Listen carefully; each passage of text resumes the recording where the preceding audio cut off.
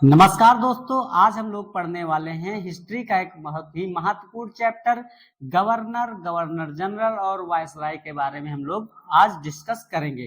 तो दोस्तों आइए शुरू करते हैं गवर्नर जनरल और वायसराय के पार्ट को। ठीक है दोस्तों, आइए शुरू करते हैं। तो हम लोग आज इसको दो पार्ट में पढ़ेंगे। पहले पार्ट में हम पढ़ेंगे बंगाल के गवर्नर के बारे में। ठीक है दोस्तों, एक एक बात को सही से ध्यान में रखकर चलना, क्योंकि इसमें कंफ्यूज मत होना। ठीक है दोस्तों, तो पहले पार्ट में हम पढ़ेंगे बंगाल के गवर्नर को। ठीक है, उसके बाद पढ़ेंगे बंगाल के गवर्नर जनरल को, उसके बाद पढ़ेंगे भारत के गवर्नर जनरल को। ठीक है, और दूसरे पार्ट में हम पढ़ेंगे भारत के वायसराय को। तो आज हम लोग पढ़ेंगे पार्ट 1 को, बंगाल के गवर्नर, फिर बंगाल के गवर्नर जनरल को और भारत के गवर्नर जनरल को। तो दोस्तों आइए दोस्तों, ये वीडियो अगला आज का पार्ट शुरू करते हैं।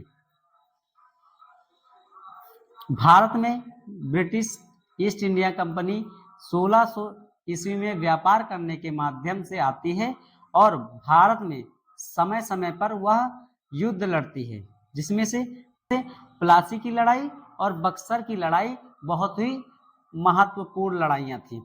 और पहली लड़ाई जो लड़ी गई थी 1757 में, प्लासी की लड़ाई, उसमें से अंग्रेजी सेना का नेतृत्व रॉबर्ट क्लाइव करता है और बंगाल का जो नवाब होता है सिराजुद्दौला उसके विरुद्ध लड़ाई करता है, जिसमें से रॉबर्ट क्लाइव की विजय होती है। इस लड़ाई से बंगाल पर अधिकार अंग्रेजी सेना का हो जाता है और जो इस लड़ाई का नेतृत्व कर रहा था रॉबर्ट क्लाइव, ब्रिटिश सरकार द्वारा उसे वहां बंगाल का गवर्नर बना दिया जाता है। तो दोस्तों इससे एक प्रश्न बनता है कि बंगाल का प्रथम गवर्नर कौन था? तो रॉबर्ट क्लाइव था। समझ गए दोस्तों। इसके बाद बक्सर की लड़ाई भी बहुत ही महत्वपूर्ण है।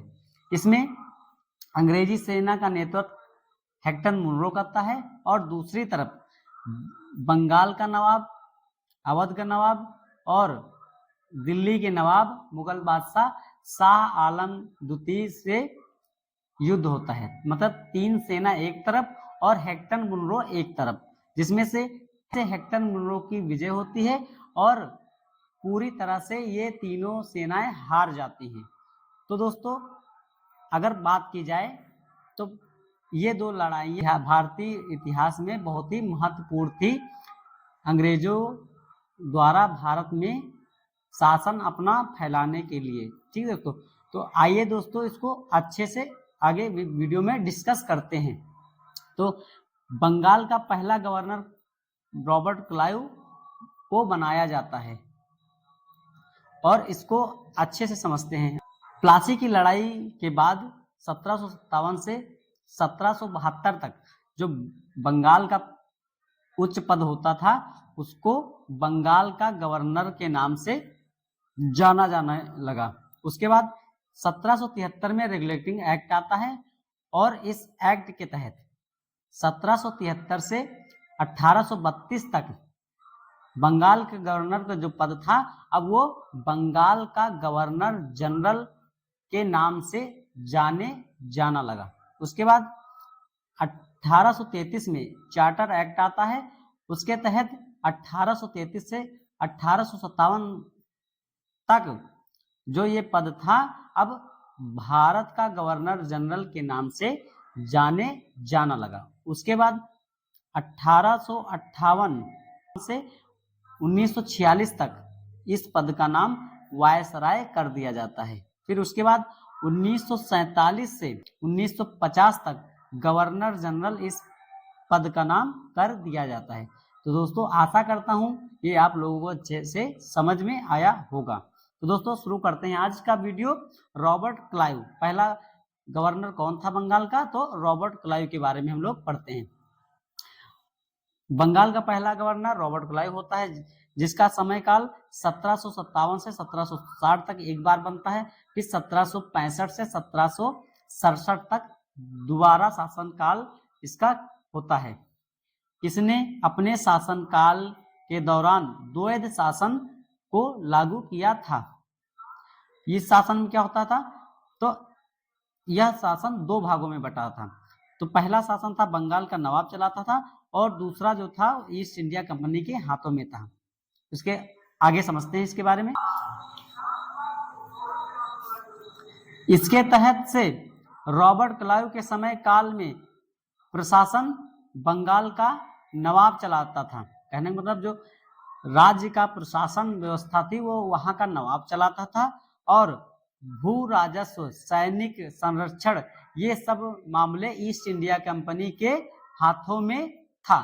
जो द्वैध शासन था तो उसमें जो राज्य में काम करवाना, रोडें बनवाना, सड़कें बनवाना और नहरें बनवाना, ये सब काम वहां का राजा करता था, और जो लेन देन का मामला था, भू राजस्व और सैनिक संरक्षण और लगान वसूलने का कार्य, ये ईस्ट इंडिया कंपनी के हाथों में थी। तो ये था द्वैध शासन। इसके बाद जो लॉर्ड वेरेल्स्ट बंगाल का गवर्नर बनाया जाता है, जो इसका समय काल हमें ज्यादा याद नहीं रखना है।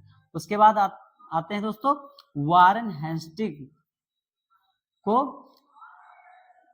बंगाल का गवर्नर बनाया जाता है।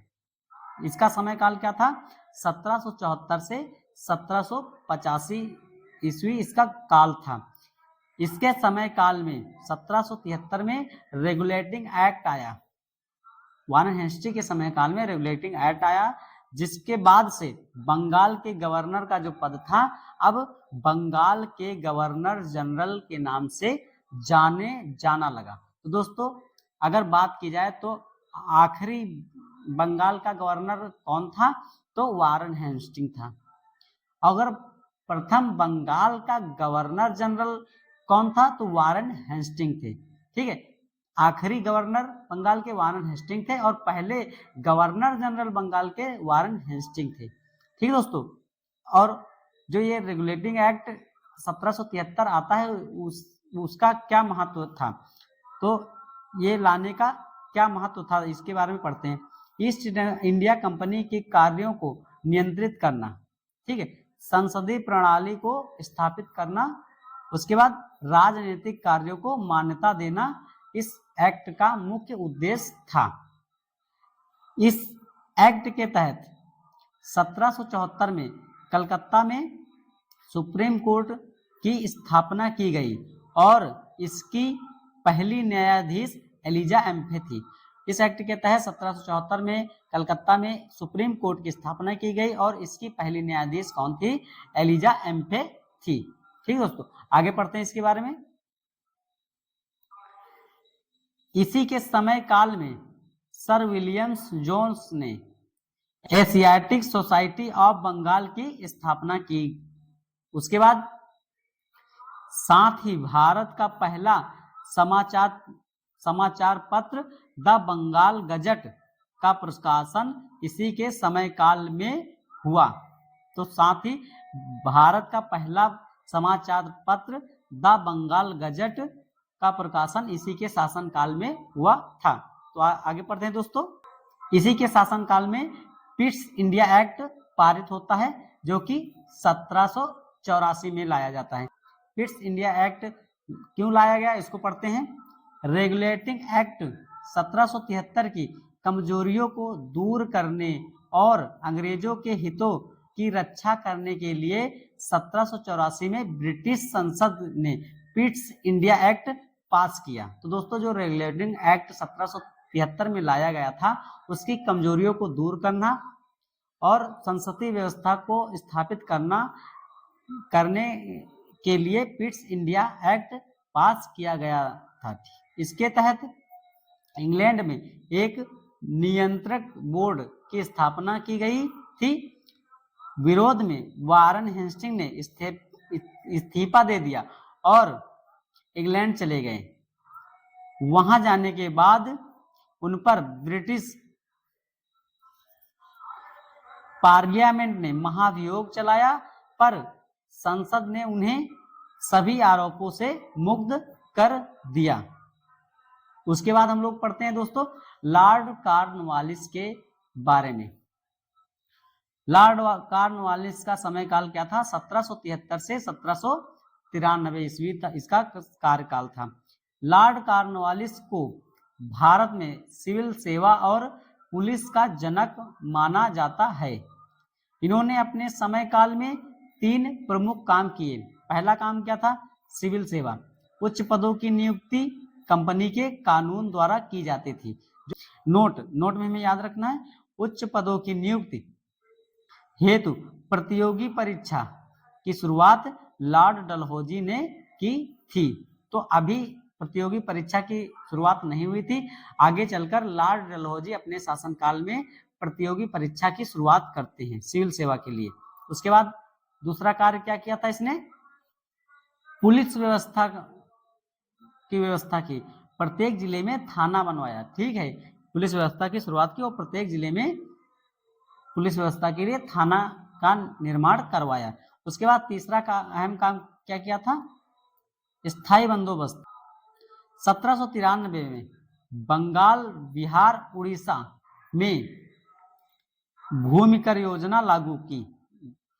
बंगाल, बिहार, उड़ीसा में भूमि कर योजना लागू की, जिसके तहत जमींदारों को भू राजस्व का 90% भाग देना होता था तथा कंपनी 10% अपने पास रखना होता था। उसके बाद लॉर्ड कॉर्नवालिस ने अपने समय काल में टीपू सुल्तान के साथ श्रीरंगपट्टनम की संधि भी की थी। श्रीरंगपट्टनम मैसूर से 9 किलोमीटर दूर कावेरी नदी के टापू पर स्थित है। कॉर्नवालिस ने इस किले की घेराबंदी करवाई थी।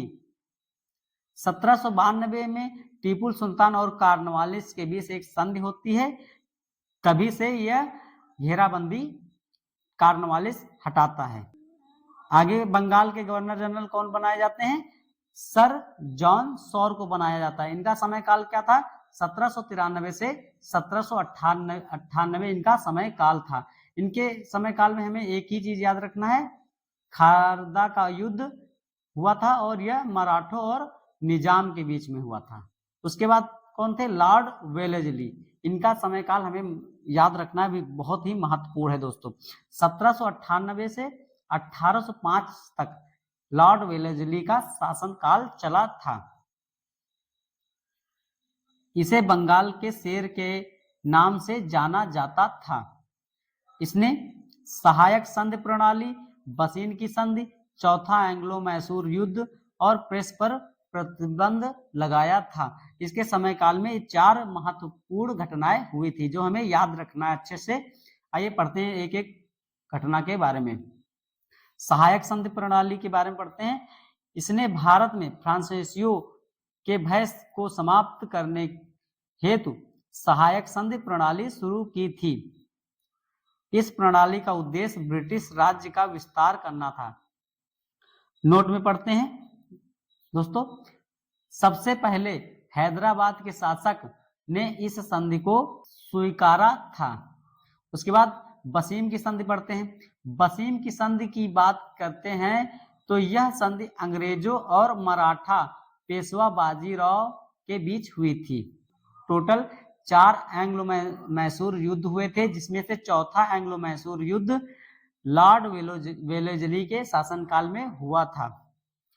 अंग्रेजों और हैदर अली तथा उसके पुत्र टीपू सुल्तान के बीच समय समय पर युद्ध हुए, जो 32 वर्षों में 1767 से 1799 ईस्वी के बीच 32 सालों में 4 युद्ध लड़े गए।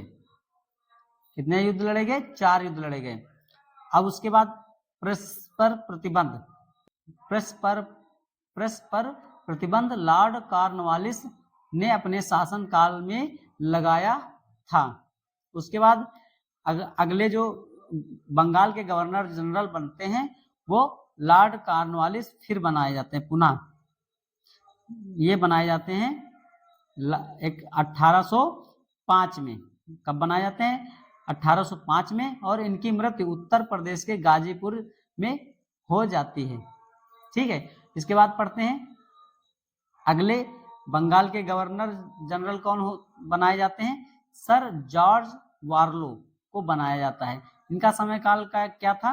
1805 से 1807 इनका समय काल था। इनके समय काल में हमें एक ही बात याद रखना है, वेल्लोर का सिपाही विद्रोह इन्हीं के शासन काल में हुआ था और यह 1806 में हुआ था। उसके बाद बंगाल के गवर्नर जनरल कौन थे? Lord Minto. लॉर्ड मिंटो का समय काल क्या था? 1807 से 1813 इनका शासन काल था। इनके समय काल में एक महत्वपूर्ण घटना हुई थी, अमृतसर की संधि, ये हमें याद रखना है। इसके बाद पढ़ते हैं हम लोग दोस्तों लॉर्ड हेस्टिंग के बारे में पढ़ते हैं। अगला बंगाल का गवर्नर जनरल कौन बनाया जाता है?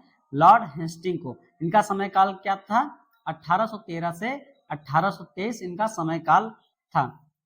इनके समय काल की बात करते हैं तो उस समय मद्रास के तत्कालीन गवर्नर थॉमस मुनरो थे। 1820 में मद्रास में रैयतवाड़ी व्यवस्था को लागू किया गया। लॉर्ड हेस्टिंग के समय 1820 में मद्रास में रैयतवाड़ी व्यवस्था लागू किया गया और उस समय मद्रास के गवर्नर कौन थे? थॉमस मुनरो थे। जबकि लॉर्ड हेस्टिंग कलकत्ता के गवर्नर जनरल थे। कहने का मतलब बंगाल वही कलकत्ता का क्षेत्र। ठीक है दोस्तों, इसके बाद बंबई के गवर्नर ने भी इस व्यवस्था को लागू किया।